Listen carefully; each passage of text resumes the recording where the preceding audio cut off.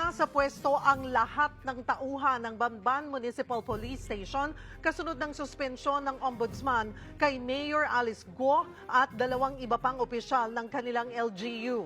Ayon sa Philippine National Police, nasa 50 tauhan ng Banban PNP ang pinalitan. Pero hindi kasama sa sinibak ang hepe nila na katatalaga lang matapos ang pangyayaring raid sa Pogo Hub doon. Sa mismong munisipyo ng Banban naman, napatigil sa trabaho ang mga empleyado nang mabalitaan ang desisyon ng Ombudsman.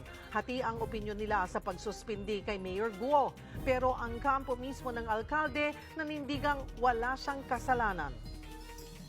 Sa paniniwala namin, may karapatan din naman siya na malaman ng Office of the Ombudsman yung kanyang side. Sana kung makita ng Ombudsman yon, makita niya yung side namin at ma-lift yung mga suspension nila ng tatlo.